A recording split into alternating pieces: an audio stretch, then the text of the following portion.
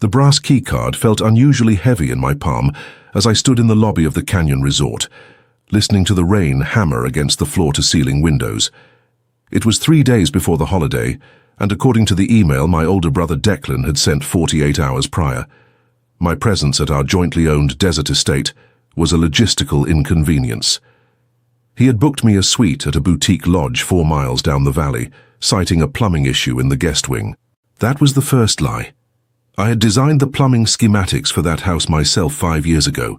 The guest wing ran on an entirely independent grey water system, and unless the bedrock itself had fractured, the pipes were perfectly fine. I didn't argue with the email. I simply packed my bags, drove the 4 hours from Phoenix to Sedona, and checked into the lodge. I knew something was fundamentally wrong, not because of the hotel reservation, but because Declan had insisted on hosting the gathering this year. Declan hated the desert. He hated the dust that settled on his imported cars, and he hated the silence. For him to claim the estate for a week meant he needed the space for a very specific, controlled environment. The truth of his sudden hospitality revealed itself the next afternoon. I had driven up the winding private road to the estate, intending to drop off a few boxes of groceries I knew our mother would want. I didn't announce my arrival. I parked near the lower retaining wall and walked up the gravel path. Through the expansive glass facade of the dining room, a feature I had drafted to catch the late afternoon copper light, I saw them. Declan was pouring wine. My mother was laughing, arranging a centerpiece. Hand-sitting at the head of the long oak table, looking perfectly at ease, was Elias. Elias and I had finalized our divorce 3 years ago. The dissolution of our marriage was entirely intertwined with the dissolution of our architectural firm. There was no screaming, no shattered plates, no scandalous affairs. It was a cold, methodical corporate execution. Elias had quietly secured the loyalty of our 3 biggest clients and forced a buyout, leaving me with a fraction of what I had built and a profound sense of exhaustion. I had walked away because fighting him in court would have meant spending another 5 years breathing the same air as him. I chose peace over equity. It was a decision I had come to regret, not for the money, but for the precedent it set. It taught people that I would surrender if the friction became too high. Declan, it seemed, had taken careful notes. I didn't knock on the glass. I didn't storm through the front door demanding explanations. I stood in the shadow of the agave plants, watching the man who had surgically dismantled my career clinking glasses with my family. I felt a cold, sharp clarity wash over me. The hotel wasn't a mistake, it was a quarantine. They had integrated Elias into the fold, and I was the variable they needed to manage from a distance. I walked back to my car, leaving the groceries in the trunk. The drive back to the lodge was silent. I didn't call my mother to ask why my ex-husband was carving the roast. If I demanded an explanation, I would receive a carefully rehearsed script. Declan was a master of the pragmatic excuse. He would tell me that Elias was just passing through, that it was a business courtesy, that I was being overly sensitive. I needed to understand the mechanics of the betrayal before I addressed the betrayal itself. Back in my hotel suite, I opened my laptop. Declan ran a mid-sized logistics company that had been hemorrhaging capital for the better part of 2 years. He had always been the golden child, the one who took risks that supposedly paid off, but the freight industry had battered his margins recently. Elias, on the other hand, had recently transitioned from architecture into commercial real estate development, specializing in aggressively leveraged acquisitions. The 2 of them sitting at my dining table wasn't a nostalgic reunion. It was a board meeting. I needed a ledger, not a confrontation. I picked up my phone and called Sterling. Sterling was a forensic accountant who had contracted for Elias and me back when our firm was intact. He was cautious, profoundly cynical, and one of the few people who knew exactly how Elias structured his shell companies. When Sterling answered, I didn't waste time with pleasantries. I told him Elias was sitting in my house with my brother and asked him to pull the recent public filings for Declan's logistics firm, specifically looking for new mezzanine debt or private equity injections. Sterling hesitated. He reminded me that he was bound by various non-disclosure agreements regarding his past work with Elias. I reminded him that I wasn't asking for Elias's proprietary data. I was asking him to look at public records concerning my brother's company, which I had absolutely no legal ties to. There was a long pause on the line, followed by the rapid clacking of a mechanical keyboard. Sterling told me he would need a few hours. I spent those hours mapping out the financial architecture of the Sedona estate. Declan and I owned it in a 50-50 trust, established after our father passed away. The trust had strict bylaws regarding the use of the property as collateral. Neither of us could borrow against the house without the other's notarized signature. It was an ironclad clause, or so I had thought. By 10 o'clock that night, Sterling called back. His voice was tight, stripped of its usual sarcastic drawl. He had found a newly registered limited liability company formed 3 weeks ago in Delaware. The LLC had recently absorbed a massive amount of debt from Declan's failing logistics business. The primary underwriter for that debt rescue was a private equity fund managed by Elias. But that wasn't the detail that made my stomach drop. Sterling explained that the LLC had secured the debt with a physical asset, a high-value, unencumbered residential property in Arizona. Declan hadn't just invited Elias to dinner. He had sold my sanctuary to him to save his own sinking ship. I asked Sterling how Declan could possibly leverage the house without my signature. Sterling sighed, a heavy, tired sound. He told me that according to the digital county records filed 2 days ago, my signature was already on the collateral agreement. I stared at the glowing screen of my laptop. A forged signature. Declan was desperate, but I hadn't realized he was suicidal. Forging a document of that magnitude wasn't just a breach of trust. It was federal wire fraud, considering the funds had crossed state lines. Elias, ever the predator, had likely structured the deal knowing exactly what Declan was doing, deliberately turning a blind eye to the forgery to secure the property at a fraction of its value. If Declan defaulted, which he inevitably would, Elias would foreclose, seizing the house I designed. I could have called the police right then. I could have driven up the canyon and shattered the polite veneer of their evening. But I knew how Elias operated. If I moved too early, if I showed my hand while the funds were still in escrow, Elias would claim ignorance, void the contract, and leave Declan holding the bag for the forgery.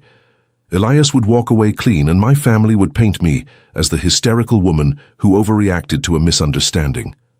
I needed the transaction to clear. I needed the crime to be complete. The next morning I drove into town and visited the municipal zoning office. I needed to verify the status of the county filings.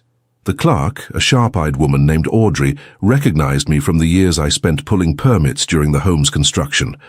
I asked to review the recent lien attachments on the estate. Audrey pulled up the files on her monitor, frowning slightly. She printed the documents and slid them across the counter. There it was. My signature, or rather, a remarkably clumsy approximation of it, stamped at the bottom of a transfer deed. Audrey noticed my silence and asked if there was an issue with the paperwork. I smiled faintly, folded the documents, and told her it was just a clerical anomaly I needed to sort out. I spent the next 2 days in a state of suspended animation. I stayed at the lodge. I ignored the brief, perfunctory texts from my mother asking if the hotel was comfortable. I ignored the single message from Declan, wishing me a quiet evening. I was waiting for the financial tripwire to snap. Sterling had set up alerts on the escrow accounts tied to the public registry. We were waiting for Elias's fund to disperse the capital to Declan's LLC. Once the money moved, the fraud became an immutable, prosecutable fact. On the eve of the holiday, at 4:15 p.m., my phone buzzed on the nightstand. It was a single text from Sterling. The funds had cleared. I didn't feel a rush of triumph. I felt a hollow, aching pressure in my chest. The trap was closed, but the people caught in it were my own blood. I sat on the edge of the hotel bed for a long time, watching the shadows lengthen across the canyon walls. I had allowed this to happen. By walking away from Elias years ago without a fight, I had taught him that I was an acceptable casualty. By never demanding accountability from Declan for his reckless business choices, I had enabled his desperation. My passivity had built this moment just as surely as Declan's greed had. I opened my laptop and drafted a precise, emotionless email to the regional director of the White Collar Crimes Division. attaching the stamped county records, the LLC formation documents Sterling had scraped, and copies of my actual, legally verified signature from my state identification and architectural license. I detailed the exact timeline of the wire transfer. I hit send, closed the laptop, and went to sleep. The following morning broke clear and freezing. The frost on the desert scrub looked like crushed glass. I dressed in dark slacks and a heavy wool coat, checked out of the lodge, and drove up the canyon road. I parked at the bottom of the private drive, slightly off the shoulder, and waited. The air was perfectly still. At 7:30 a.m., the silence was broken by the low hum of heavy engines. 2 unmarked SUVs and a single black sedan wound their way up the road, bypassing my parked car without slowing down. I gave them a 3-minute head start before I put my car in gear and followed. By the time I crested the hill and pulled into the circular driveway, the scene was already in motion. The morning light reflected harshly off the glass walls of the house. 2 federal officers in windbreakers were standing on the threshold. The front door was wide open. I walked up the gravel path, my boots crunching loudly in the quiet air. My mother was standing in the foyer, clutching a ceramic mug, her face drained of all color. Declan was in the center of the living room, wearing a cashmere robe, arguing frantically with a third officer who was casually holding a clipboard. Elias was seated on the leather sofa, entirely dressed, staring at his phone with a look of terrifying, focused calculation. He already knew he was trapped. The paper trail was too clean, the transfer too recent. He couldn't claim ignorance of the forged deed when his own underwriters had authorized the release of funds based on it. Declan saw me step through the doorway and froze. The panicked defense he was offering the officer died in his throat. He looked at me, then at the officers, the realization slowly pulling his features into a mask of absolute horror. He had assumed I was safely neutralized in a hotel room, ignorant and compliant. My mother moved toward me, her voice trembling, asking me to tell the officers there had been a terrible misunderstanding about the house. She looked at me with an expectation that I would fix it, that I would smooth over the friction just as I always had. I looked at the woman who had happily served dinner to the man who ruined my career, all to protect her son's fragile ego. I looked at Declan, who was now quietly being read his rights, his wrists being secured in front of him. And I looked at Elias, who finally raised his eyes to meet mine. There was no smugness left in his expression, only a cold, bitter recognition that he had miscalculated his leverage. I didn't raise my voice. I didn't offer a monologue about betrayal or justice. I simply turned to the lead officer, identified myself as the co-owner of the property, and stated that I was ready to provide a formal statement regarding the unauthorized transfer of my equity. They escorted Declan out first. He didn't look back at me. Elias was instructed to remain on the premises while they secured his laptop and files. The house, usually so serene, was filled with the abrasive sounds of radios, heavy footsteps, and the rustling of documents. I walked out to the back terrace. The air was biting, but the view of the red rocks was magnificent. The property would be tied up in litigation for years. I would likely have to force a sale to liquidate the asset and sever my financial ties to the family trust completely. I had lost the house I built. I had lost the illusion of a family that protected its own. But as I stood there, watching our breath turn to vapor in the cold air, the crushing weight of the past 3 years finally lifted. I took a deep breath of the freezing desert air, turned my back on the glass house, and began the long drive down the mountain. The drive down the mountain was supposed to feel like an ending, but the cold reality of the highway quickly reminded me that I had only just initiated the detonation sequence. The silence in my car shattered before I even reached the interstate. My phone began to vibrate violently against the center console, displaying my mother's contact photo. I let it ring until it went to voicemail, then again and again. When I finally pulled into a gas station on the outskirts of Phoenix, I had 14 missed calls and a single, lengthy voice message. I sat in the driver's seat, watching the heat shimmer off the asphalt, and listened to the sound of my family completely fracturing. My mother did not ask how I was. She did not express horror at Declan's crime. Her voice was thin and sharp, brittle with panic, demanding that I call the authorities and tell them I had made a mistake, that I had actually given verbal consent for the loan. She pleaded, then demanded and finally accused me of destroying my own brother out of petty jealousy over Elias. The narrative had already been written in her mind. Declan was the ambitious victim of a misunderstanding, Elias was the generous savior trying to bail out the family, and I was the vindictive ex-wife weaponizing a technicality. I deleted the voicemail and drove directly to the federal building in downtown Phoenix. The White-Collar Crimes Division had requested my presence for a preliminary debriefing. The interior of the building was a sterile labyrinth of beige walls and fluorescent lights, a stark contrast to the dramatic canyons I had left behind. I was introduced to Special Agent Hayes, a methodical man with tired eyes who looked like he had spent his entire career untangling the financial messes of desperate people. Hayes laid out the initial landscape of the investigation. Declan was currently in holding, awaiting a bail hearing. He was terrified, but he was also sticking to a dangerously stupid script.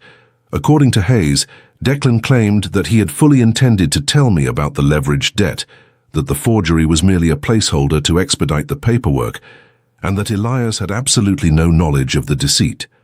Elias's legal team, a formidable phalanx of corporate defense attorneys from Chicago, had already contacted the Bureau. Their strategy was entirely predictable and terrifyingly effective.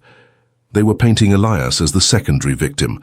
They claimed his private equity fund had operated in good faith, duped by a desperate logistics CEO who had falsified the collateral documents. If that narrative held, Elias would walk away with his reputation intact, and he would still hold the physical deed to the Sedona estate as restitution for the fraudulent loan. I would lose the house, and Elias would suffer a minor inconvenience. I left the federal building with a profound understanding of the war of attrition I had just entered. Elias was relying on the same tactic he had used during our divorce. He was going to bury me in procedural motions, freeze my assets in civil court, and wait for me to run out of money and emotional endurance. 3 days later, the first strike arrived via certified mail. Elias's firm had filed a massive civil suit against me and the family trust, seeking immediate damages and an injunction to freeze my personal bank accounts, claiming that I was attempting to liquidate assets to avoid paying the debt my co-trustee had legally secured. It was a baseless, aggressive maneuver designed to panic me into a settlement. I needed a different kind of ammunition. I contacted Sterling again. We met at a crowded, unremarkable diner on the north side of the city, a place where the clatter of silverware masked our conversation. Sterling looked worse than I did. The circles under his eyes were dark, and he kept checking his phone. He told me that looking into Elias's fund had triggered several internal security protocols in the databases he monitored. Elias knew someone was digging. I slid a manila envelope across the table. It contained a cashier's check, representing nearly half of my remaining personal savings. I told Sterling I needed him to stop looking at the public filings and start looking at the digital metadata of the transaction itself. If Elias's underwriting team had approved a multi-million-dollar loan in less than 72 hours, there had to be a communications trail bypassing the standard due diligence procedures. No legitimate fund greenlights that much capital without a physical appraisal of the collateral property, unless the directive comes directly from the top. Sterling took the envelope, weighed it in his hand, and nodded slowly. He told me it would take time and that he would have to operate entirely outside of his usual sanctioned networks. As he walked out of the diner, I felt a sharp pang of vulnerability. I was draining my resources to fight a battle I had already lost once before. To keep my legal counsel on retainer against Elias's corporate lawyers, I made the agonizing decision to sell my equity in the small, independent design consultancy I had spent the last 3 years building from scratch. It felt like cutting off a limb to save the body, but I knew that if I hesitated, if I tried to hold on to everything, I would lose it all. I signed the transfer papers with my partners in a quiet office, handing over my designs, my client list, and my autonomy, all to buy enough time for Sterling to find the crack in Elias's armor. The weeks dragged into months. The holidays passed in a blur of depositions and legal filings. I did not speak to my mother again after that first day. Through my attorneys, I learned that she had remortgaged her own modest home to pay for Declan's defense lawyer. Declan was out on bail, restricted to the state, watching his logistics company finally collapse under the weight of the FBI investigation. But my focus remained entirely on Elias. The first major confrontation occurred in early March during a mandated discovery deposition in a sterile conference room in downtown Phoenix. It was the first time I had been in the same room as Elias since the morning of the arrest. He looked exactly the same, impeccably dressed, completely relaxed, exuding an aura of untouchable confidence. He sat across the heavy mahogany table, surrounded by 3 lawyers, while I sat with my single, overworked attorney. Elias's lead counsel spent the first 3 hours dissecting my financial history, trying to establish a pattern of fiscal instability.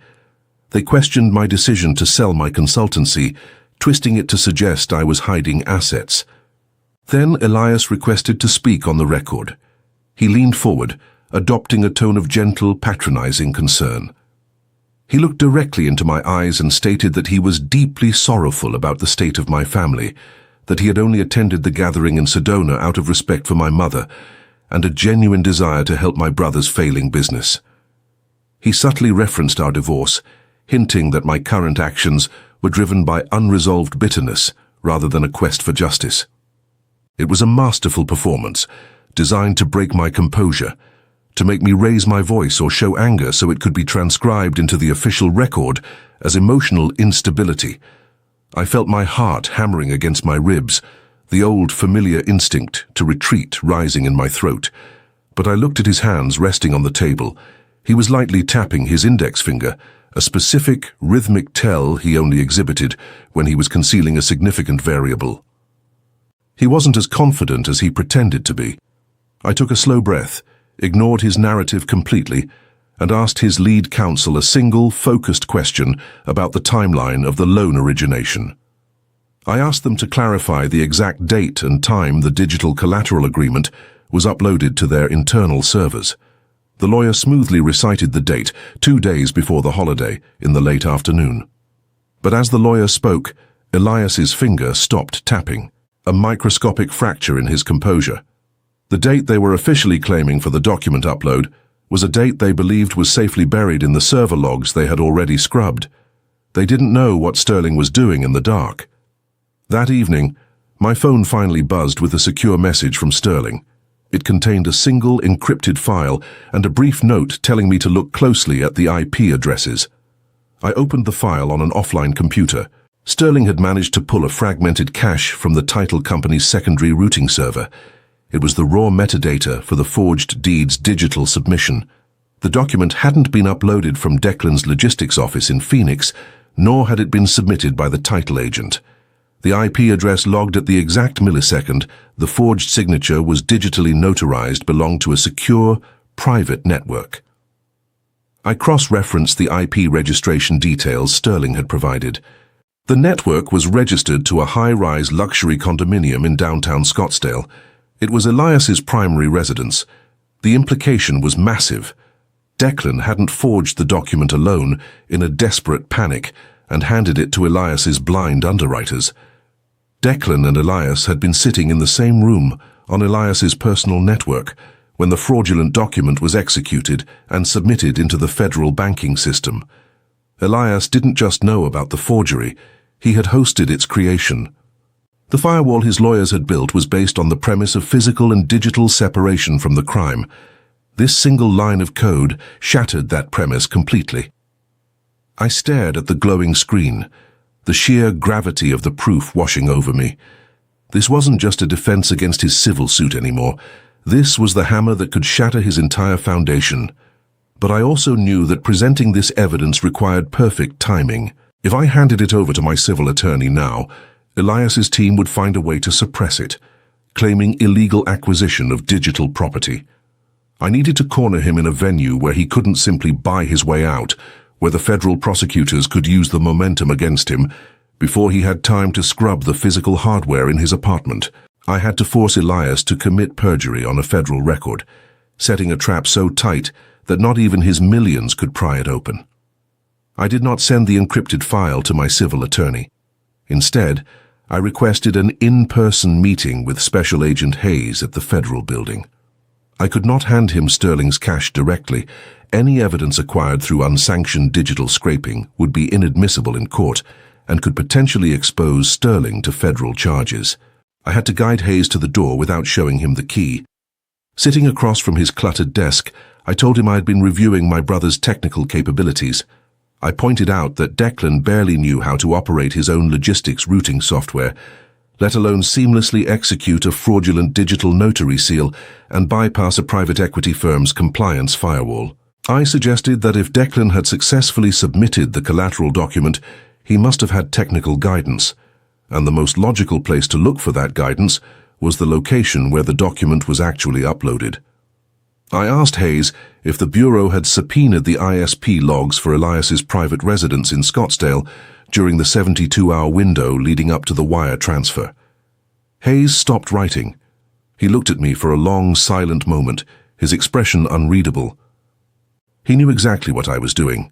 I was handing him the coordinates for a targeted strike, wrapped in the plausible deniability of a concerned victim's intuition. He closed his notebook, thanked me for my time, and escorted me out of the building.